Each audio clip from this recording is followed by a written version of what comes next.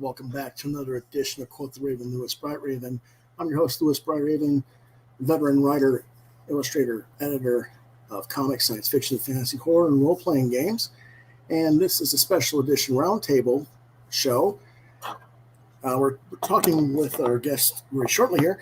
And yesterday I got a bunch of stuff in the mail from crowdfunding, as well as an original artwork from our guest tonight. And the packing that he did was so immaculate and incredibly well done. It made me think, this has to be talked about, not just because of how he packed his goods compared to how other people were packing theirs, but because we've seen a lot of discussion recently in the comic book industry about shipping and packing through Diamond and Penguin Random House and stuff going through the retailers and stuff. So I thought this was a good topic for us to discuss. So without further ado, allow me to introduce my guest at this time, Mr. Aaron Lopresti. Lewis, thank you for having me. Excited to be here and talk about packaging, which I think is very important. So, yeah, it is. Yesterday I got home from running some errands, and I saw this big package, and I'm like, oh, that must be Aaron's artwork. And it was like, I got to the door and I picked it up and I'm like, oh, there's another package, and another package, and another package, and another package. But the other conditions of the packages were like kind of messed up. So I was like, Now, thankfully, all the other items that I received, none of them were damaged. They're all fine. It's just a matter of showing you guys the difference between packaging and how things can arrive.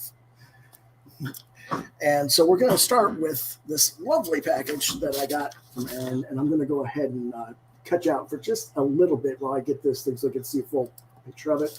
Yep. Now, this has, as you can see, do not bend. Please do not bend. On the back side, it says do not bend. Please describe how you pack this to the folks. Well, I have been for many years, obviously selling original artwork and mailing it off and trying to figure out the best way to ship artwork. And what I used to do primarily was use flattened FedEx boxes because they had very stiff cardboard that was not easily bent. Right. The problem is it's still pretty thin, and you'd want to get several layers of cardboard on there. And then by the more layers of cardboard you put on there, the heavier the package becomes, thus your shipping costs go up, right? Right. So I was trying to figure out a way that I could perhaps ship something more safely, but lighter. And so I started looking into foam core, and I thought, this is interesting because I found sheets of 20 by 30 Elmer's foam core board. I get them at my art supply store for they're $13 a sheet. And depending on how big the artwork is, you can probably get 3 to 4 packages out of them. Now, the foam core obviously is more expensive than cardboard, but it's that old sort of adage about, a phone book. A phone book is very flexible, but because there's so many layers and it's so thick, you can't just rip it apart, right? Right. And when you get these foam core, you get this half-inch foam core. I take 2 sheets of half-inch foam core, put them together, and they are rock solid, but they hardly weigh anything. And if I think that package, yours is 11 by 14 piece of artwork, that may have been, I don't know if I shipped that first class or priority. It'd say on there, but that says priority. Okay, so that package was probably just over a pound. It's 1 pound, 0 ounces. Yeah, 1 pound, 0 ounces. Something that big to only weigh that much. And so what I do is I take 2 sheets of the foam core, the half-inch foam core, and then 1 sheet of firm cardboard that I have that I can cut out of a shipping box. Anything that shows up at our house. If it's that soft, flimsy cardboard, I recycle. But if it's firm, sometimes like if you buy, like we just bought my mother one of those small refrigerators, but it came in the cardboard that it was packed in was that sort of laminated, hard cardboard. And so I'll take a sheet of that, for example, and cut it to the size of the foam core and put it on there.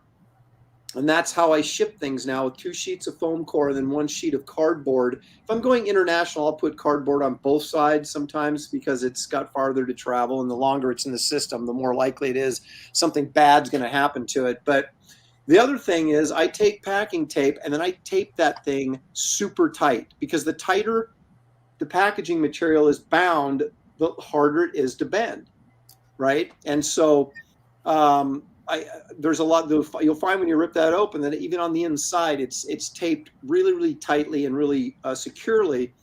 And then I take blade.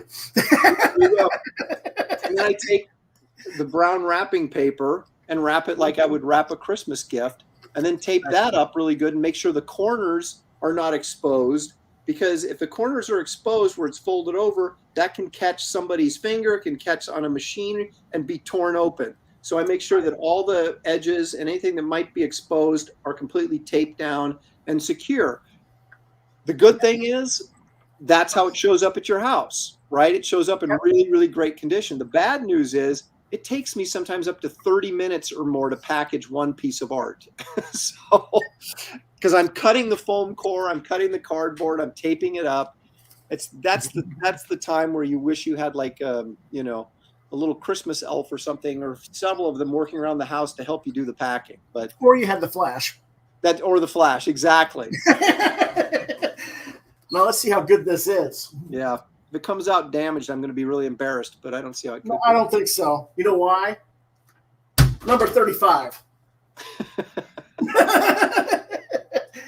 And look at this. There's nothing on this. It's nothing. I think it's also important. A lot of times people will send stuff in the mail and they'll pack it really good, but they won't put "please do not bend" on there. Mm-hmm. And I've heard horror stories of mail delivery people taking comics and shoving them. Oh God!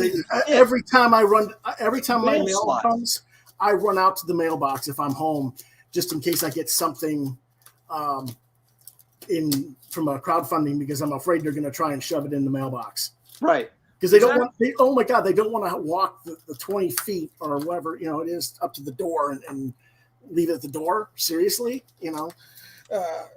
I used to have a mail lady that used to laugh at me because she goes, "You couldn't bend this if you tried." And I said, "I don't care. I still want "please do not bend" on it. I want everybody that's handling this to understand, don't bend or cram or even try to." And I only had one piece of artwork damaged in, my entire life that I've been shipping.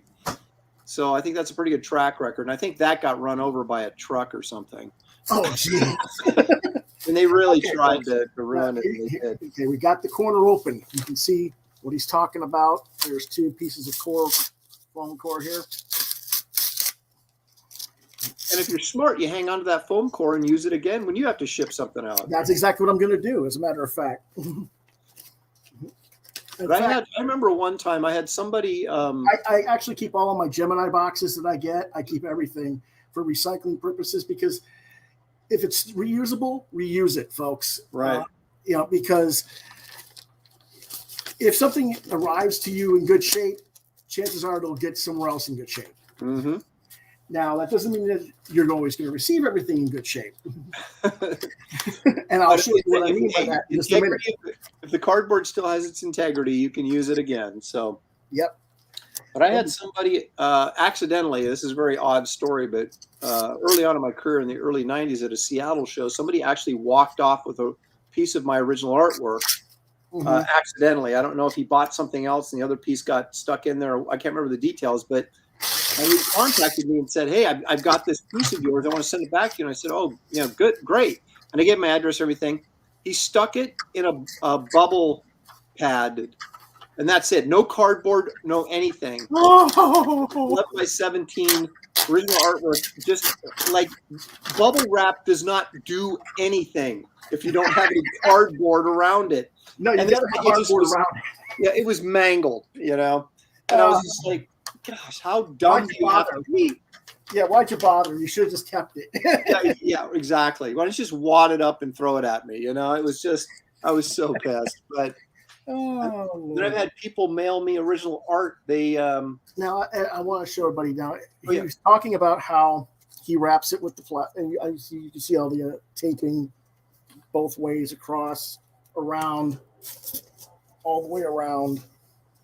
And you can see that he's got this extra thick corrugated cardboard on one side. So let's just go ahead and cut down the center here. Again, the tighter that wrap is, the more firm that's going to be, and less likely that someone's going to be able to bend it or damage it. And you can see there's very, very little damage from dropping these. I've dropped them on all four corners. You can't hardly see anything to these corners at all. Well, this held up well. Yep. I don't know if you ever bought original artwork from someone who got framed, and then they sent you the frame with the glass intact.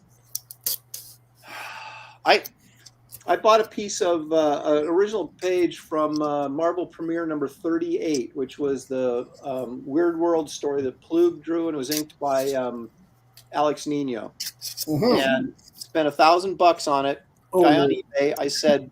I go, does that frame? Because he said, we'll send you with the frame too. And I said, okay, great. But I said, does that frame have glass in it, or is that plastic?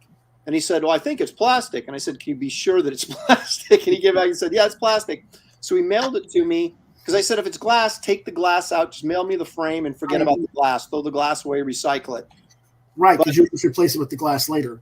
Yeah, exactly. He sent me the frame with this glass in it, and it was glass. It was not plastic, and it was shattered.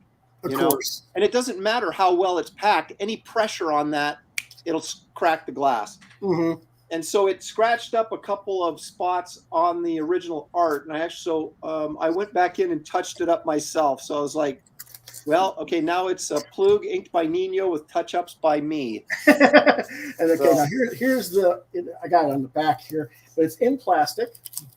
Yeah, plastic sleeve. And there we go. This is the damn thing that he illustrated on his channel about, a week and a half ago? Yeah. Yep. One of my Halloween monsters. Yeah. And this is actually going to go right behind my head, actually. It's going to go right here when I get it framed. There you go. Hey, right, got a spot waiting for it. Right below your Ultra Force piece. Oh my gosh, that's right. I forgot all about that. You had that. Yeah. That was a classic. Yeah.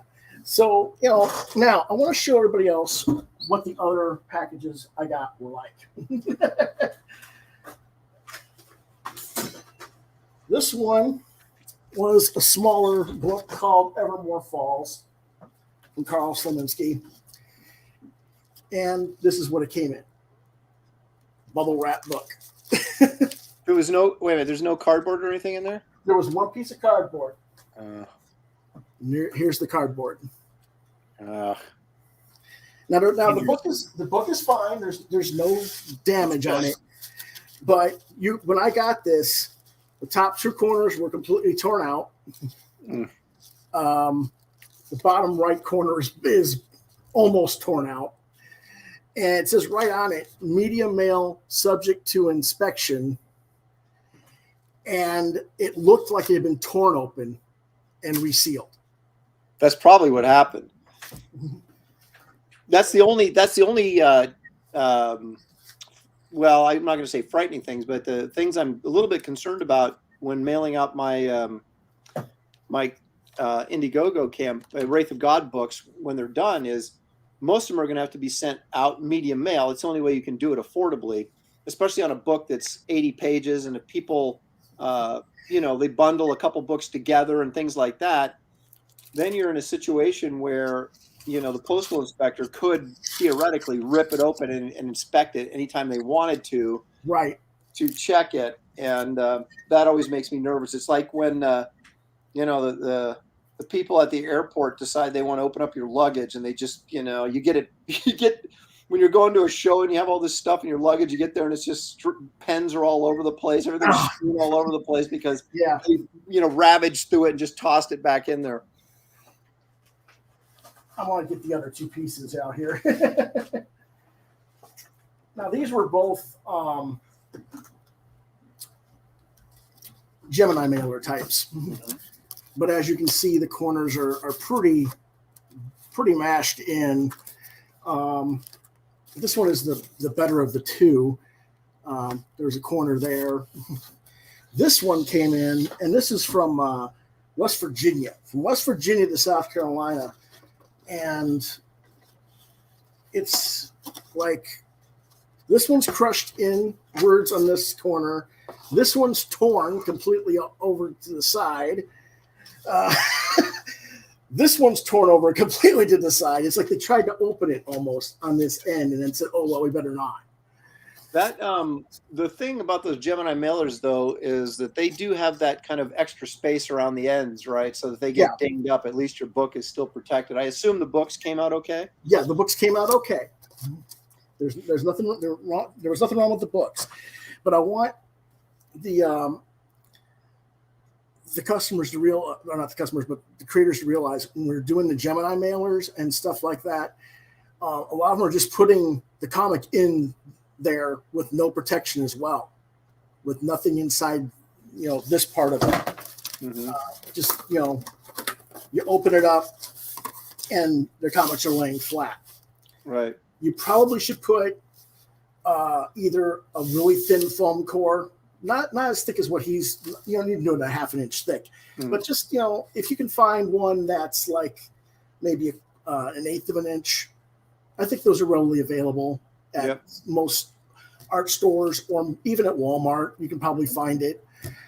Get one of those and cut that over and place it inside over it, because it'll, not only will it maybe make your books stay more stable in the center package and not move around and shift so much, you can then tape it to the inside of this, your fold out, and it'll stay even more stabilized. Mm-hmm. And then you have that extra protection for it as well. All right. But, things like that happen like that. Pop Culture Avenger says, I think we can say we've all had horror stories about the mail. I give my mailman a nice Christmas tip, and he leaves everything on my back porch, eliminates lots of problems. And that's cool, if you can do that. Tip the mailman. Yeah.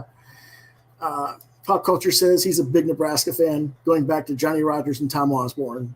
Wow, me too. That was my 1971 was the game of the century. I have memories all the way. I was only 6 or 7 when that game played, but yeah, I've been a Husker fan my whole life, and they've been pretty painful the last decade. Yeah, well, see, but he knows my Pop Culture Avenger knows my pain. Yes, bring it with me. Now, I'm going to show that man thing again in a little bit, but I want to show that it's not just your original art that you can send this way. I got this book from Tony McMillan. It's called Attaboy. This is he did this on I can't remember if he did it on Kickstarter or Indiegogo. Now he sent it in a bubble wrap, and it did have the cardboard, it did have protection and stuff, but it still arrived a little bit dinged up, as you can see. Oh. Yeah. Wow. Ouch. And that's a $22 book. Yeah. Now, I did ball him out publicly because I had received it. This was the second time I got a damaged book from him in the mail this way. He was willing to pay me back the money. It's not about the money. I want to make that clear again. And I'm sorry if I was a little bit over rude to you, Tony. You're a great guy. You do great work. I recommend your work to everybody. Don't think I'm dissing you. But the reason I brought your book back out after I did this is because I want to show you that if he did this, this will fit in between this foam core. No problem. And you can do it the same way. And yes, there's a gap here. There is a gap, but you can work this out and tighten it and tape it tight and pack it the same way, and your book will get here safely. Now, how much do you think this would cost? How much does this foam core cost you? Well, they're $13 for a 30 by 40 sheet. I can mail probably that size package. I could probably get at least 4, maybe 5 packages shipped. So you're looking at, $3 probably, $2 to $3 for the foam core. It's not cost effective depending on how many books you're shipping. It is for original art, because original art is usually $100+. So if you're that's true. But my point here was, you don't have to do it for every book. You can make it an option for your consumer to consider. Yes. Your backer to consider. And if you had one be damaged, and you're replacing that, you want to take a little special care in that second one to make sure that it gets there. Because if you're continually mailing out books, it's costing you more than it is. More money. Right. Exactly. That's what I'm getting at. And, I'm going to give you another example. I'm not just taking, so it's not just making like I'm picking on Tony. My friend, Michael Pennick, there's a book called Recovery Incorporated. And this just arrived last week. And you can kind of see the damage on the corner of the there, and it damaged all the back prints that came with the book. And I'm going to show you his package that he sent to me in. This is a decent enough card thing, but look how bad that got damaged on the corner. That it's tough to send a book in something like that. It's kind of a 50-50 toss up if it's going to get there without getting the corners dinged. Yeah. And that's why I'm saying something like this, put in the foam core like this. And it doesn't even necessarily have to be this thick. It could be half this thick. And you'd probably get here just fine. Yeah. An extra sheet of something in there that's firm would have made a huge difference, I think. Oh, no, he had it in there. But it's just, it was in there. It's just, I'm telling you, the way these people do things. Remember when I said to you, this, you could have taken your package and handed it to Hulk and said, Hulk, make like Clayton Kershaw.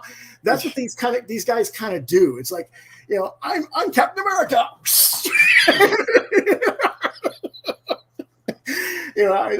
I've watched these people throw stuff all over the place, and it's like, Jesus, that's why I try to, luckily I'm at home most of the time. So when I hear the mail come, I just go out and get the stuff immediately. So that doesn't happen. But sometimes when I'm out doing errands, I'm not, I can't be two places at once. So yeah, protecting the corners on your books that's the challenge. And that's, the key thing you want to protect on those. Bye, Shelley. Yeah. So, Shelley, I wasn't paying attention. I was looking off. It was, that's the hardest thing, is protecting those corners on comics and collectible books. Yeah.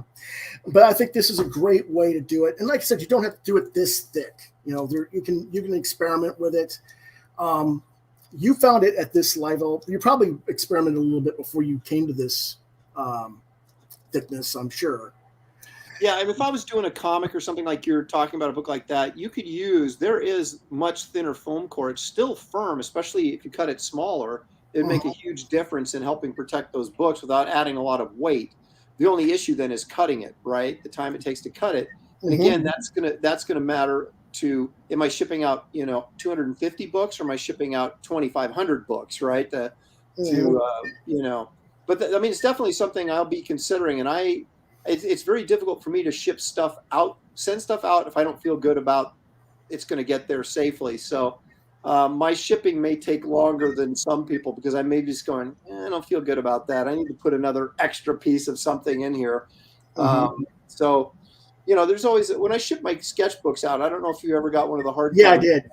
Okay. I will take those, put them in a plastic bag, then wrap them in bubble wrap, and then put them in the book, cardboard box that I bought specifically to ship those sketchbooks in. Well, those are a different kind of box than the Gemini mailers. People need to, that is an actual book mailer. Right. And it's more heavy duty for sure. Yeah, it's more heavy duty. And that's another thing. If you guys do hardcovers for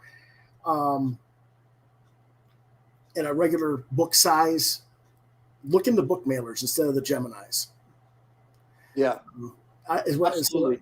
Because I'm going to be stacking books. I've got people are bundling with my books. I mean, I sold a lot of just single issues of Wraith of God, but there's a lot of bundles in there too, and those are going to be all done in larger book boxes, because I want to protect the larger books too. So a lot of people got the Garbage Man trade paperback, which is thicker. They got the sketchbook, they got the trade paperback, and they got Wraith of God. So Right. I'm going to have about 3 or 4 different types of mailers I'll be using to ship out the different things. So it's going to be quite an learning experience, I think, for me. Yeah. Well, one thing I think I'm going to do, I know I'm going to do it with my camera eventually, is show how I pack some of my stuff. You might want to show them the process on your channel. That's a good idea, to give for a little. I mean, that'd be a great little show to kind of go, here I am packing this. This is how it works. This is how it's going out. That's a good idea. Yeah. I'll use that, Lewis, and I'll give you credit when I'm up there. Now, this is a standard medium flat rate box. Yep. And what I tend to do when I've got 11 by 14s or 11 by 17s is I will get one of these, cut this with a not an X-Acto blade, but a carpet cutter. Yep. So it's open, so it goes straight through here, and it's got open. Put the artwork in. Use this part that I cut up, refold it over, and glue it. Is what I tend to do. And then I still have the top open. When I put my artwork in, I have it wrapped in either bubble wrap or bubble wrap with both cardboard on each side of the artwork. And then I do another bubble wrap around the whole thing, and then I brown paper bag it. Like you. Yeah. And that's how I tend to ship mine.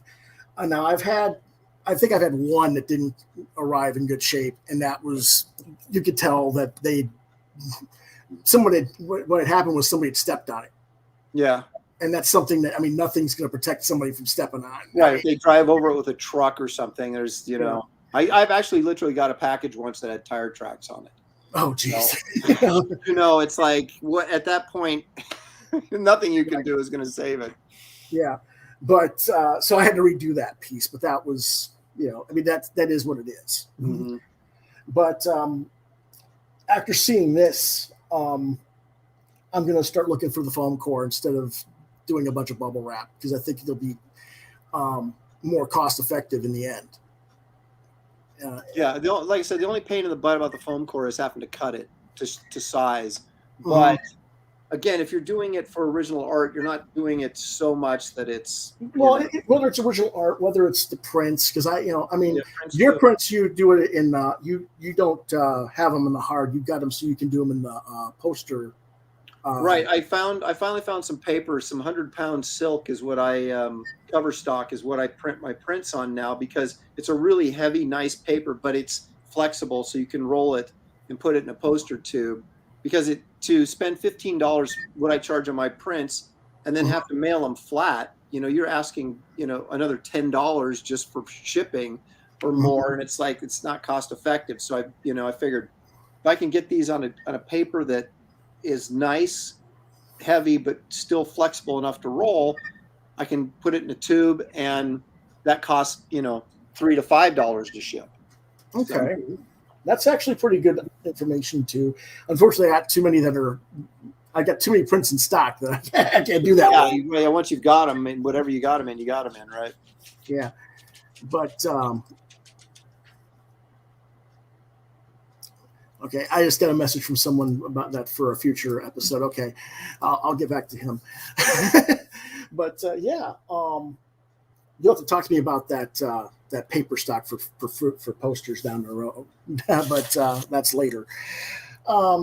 That's pretty much it. We talked about half an hour on it. I want to thank you for taking the time out of your busy schedule. No problem. For those of you who don't know, we're going to share real quick here. Whoops, wrong camera mic there. We're going to share his Indiegogo campaign. It's actually closed, but it's in demand. That is correct. So you can still order. And it's got 1,532 backers and not quite 108,000. Yeah, I'd love to see that number get up to 1,600. I'd be thrilled to death. And it's going to be open for probably through the end of the year, through December, maybe even a little bit into January. Depends on whenever I get the book finished and then off to the printers. So it's it's going to be open for people to wander in there and buy whenever they're comfortable in doing that. But I think I think it's a good value for Indiegogo or for Kickstarter or crowdfunded books, because I think it's like 75 pages. I'm reworking a couple of scenes right now, and so it may get a little bit longer. I'm hoping not too much longer. I want a standard 80 pages. I understand. Now, the actual link is in the description of this video down below. Also, currently being solicited through Dark Horse is Garbage Man, which is another creation of Aaron's. The link to the Dark Horse solicitation on darkhorse.com and the Diamond solicitation link is down below in the video description as well. Thank you. So check those out. Now, obviously, I don't think you've got a limited number of your Garbage Man that goes with your Wraith of God. That's already been settled, so you can't get. Well, I'm trying. We'll find out at the end of this month, because that's when Dark Horse gets all their copies in, and they'll know. Okay, this many have been allocated here, and so if I can get an extra box, I will. And because right now I've sold to the number that I actually had available, and I'm like, that was pretty stupid, because if one gets damaged and I need to replace it, I'm going to need some extras. So I'm trying to get some extra ones, and I'll know that by the end of this month. And if I do have extra ones, then I'll put them back up on as a perk there for people that want to get a signed copy of the book rather than just a copy of the book, which they can get through Amazon or Dark Horse or your comic shop. Alrighty, that's awesome. By the way, I ordered it through Diamond, so I'm waiting for it from my local retailer. You'll get it early then. Yeah, it's weird because I remember when it originally ran through DC, and it was part of the anthology series, and I don't remember which one it was. My Strange Adventures. Well, it was Weird Worlds, and then it was My Greatest Adventure after that. So it was two separate anthology series. Okay, and that was kind of, usually I go for anthology, but for some reason I didn't on that one. So I was like really sad when they're like, well, we're not collecting that, and I'm like, why not? I kind of knew why in a way, but I was like, well, I hope they give it back to you, and luckily they did. Because I was kind of worried they were going to hold on to it, and then so was I, because the way the contract was set up was all they had to do was use it one time it was either every 3 years or every 5 years. They had to just do like a guest appearance or something. Yeah, a Garbage Man miniseries, a one shot, something like that, and they could have kept the property, but they decided to let it go. And the same with Kevin Maguire's Tango, which was in that anthology book. His is creator owned. I think he re-released his, I think, digitally. But so what I got to do was go in and I had to remove Batman because he appeared in the story, and I replaced him with my own characters. So even though this is a collected trade paperback, reprinting the miniseries, there's like 20 pages or 18 pages of new material in there that replaced Batman, and it's the debut of this new super group from my universe. So there's actually a little bit of intrigue in that it's got new material in it and not just all reprint. So absolutely, that's awesome as well. I hope that you got a good feedback from Dark Horse on that. I don't know what the orders are like. Have they given you any indication yet? No, they usually don't. I don't really hear from them about any of that stuff unless I inquire directly about it, or I go up to them. And when I did Power Cube, for example, which sold horribly, they I was like, you guys want to do some more? They're like, nah, not really. You can have it back. Yeah. So, but the funny thing is, the copies I've ordered just to sell in my campaign, I've sold 400 copies of it through my campaign, and so they're going to get the money back that they paid me to do trade paperback, I'm going to give it right back to him in the copies that I bought from him. So, so they'll probably come out okay on this. So, yeah. Well, then, we'll see. But it's kind of an interesting situation when we do these things, because a lot of the reasons that we're going to crowdfunding is because so many of us have gone through Dark Horse or IDW or Image, and the sales haven't been there for whatever reasons. Yeah. And, and it's not just a new content. It's, it's like stuff that's been around for ages. Like our friend Ron Randall's Trekker's been at Dark Horse for ages, and now he does it on crowdfunding because it just wasn't selling through Dark Horse enough anymore for whatever reason. But isn't that the funny thing? It's like Wraith of God, for example, the print run, if everything stays about where it's at, and the growth, stays where it on the projected course it's at right now, the print run on this book is going to be about, because I'll overprint obviously to a certain degree, but print run will be about 2,500 copies. Okay. Yeah. When I did Power Cubed through Dark Horse, it sold 5,000 copies. Okay. It was a complete disaster, but I sell 2,500 copies on a crowdfunded project, and it's a major success. So it's a different, when you cut out the middleman and you're taking in 100% of the profit, and then obviously distributing some of that to your printer and other people that helped on the project and things like that. But you're not cutting in necessarily all your sales are not going to a retail store where you have to give a 60% discount so that the distributor can get 10% and the store can get 50%, and you're going to earn 40% of the cover price. You have to sell a ton of books in that system just to break even. Yes. And so it makes, if you can get enough people to back you. I've always said when I've worked in the diamond market, I don't get out of bed for less than 10K. Because that's kind of how it works. If you don't hit 10K, you're losing. You're losing money.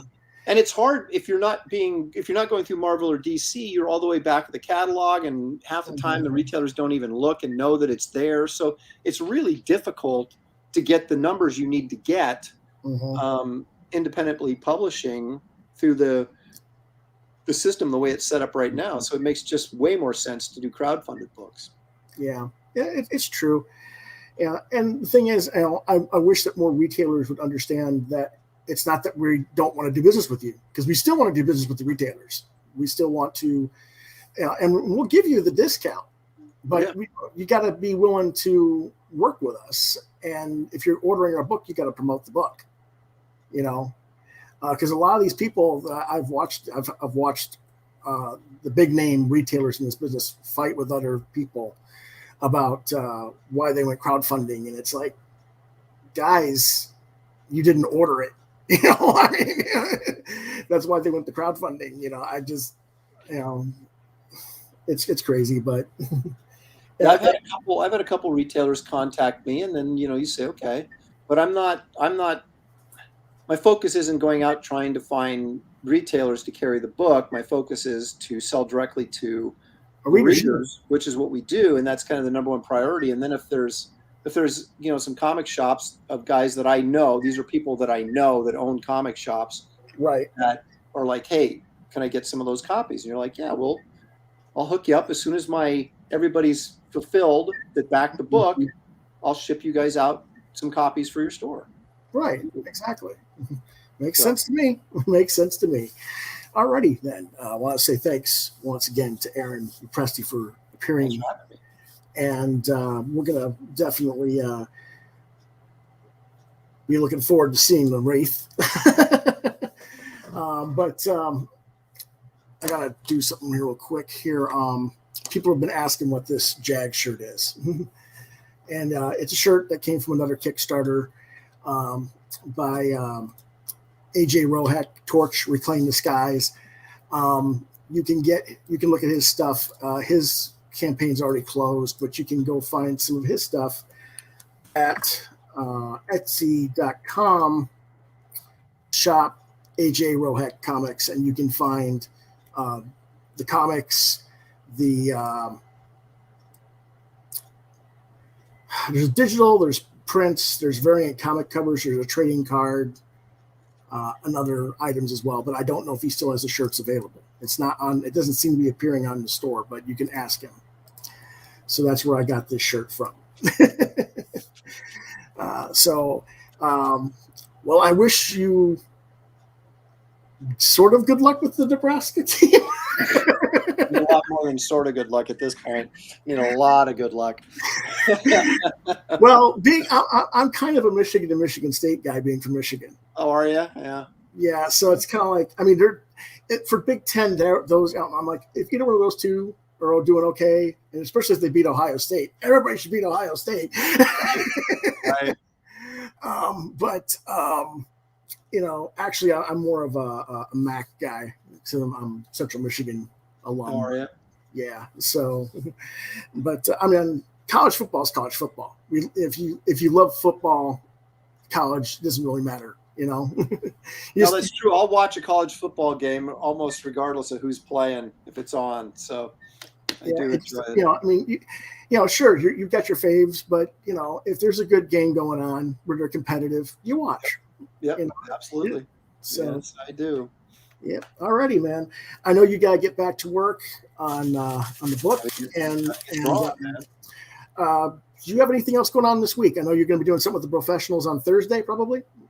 Yes, I might do a last-minute live stream. What's today? Today's Tuesday. I'll probably do one tomorrow, and maybe one on Friday. And then, of course, Shelly and I do our regular show Sunday evenings at 5 p.m. Pacific time. That's 8 o'clock Eastern that we do every Sunday. So a lot going on, Well, yeah, definitely. And again, the professionals. Who's got the professionals this week? Billy Tucci's hosting this week. Okay. So if you guys don't know what the professionals is, look up the professionals on YouTube.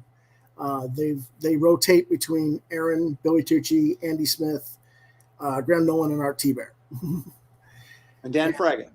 Oh, I'm sorry. Forgot Dan. There's 6 of us, yeah, and we just rotate the show every week to somebody else's channel, and it's hard to say what we'll be doing or what we'll be talking about. So it's always. Well, we know that if you or Graham are hosting, it's probably a game show night.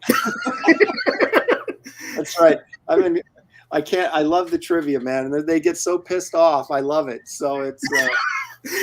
Well, one of these days, I might have to come in and compete with them, blow them all away. Well, you're a pop culture whiz, so be one of those guests that come in and embarrass. The ringer. Exactly, the ringer. Yeah, but already, man.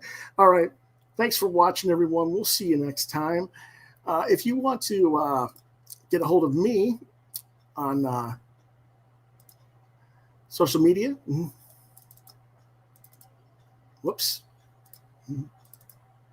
There we go. It's not sharing the screen. Why is not sharing the screen? You know how that goes. Yeah. Let's see. There it is. Buttons, and they don't always work. Yes. Facebook, Lewis.BrightRaven. At Twitter, LewisBrightRave2. DeviantArt.com/BrightRaven. You're watching Quoth the Raven, Lewis Brightraven exclusively on YouTube.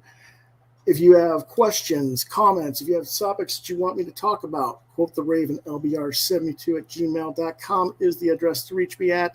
And if I don't get back to you within, say, 24 to 48 hours, try LewisBrightRaven@yahoo.com.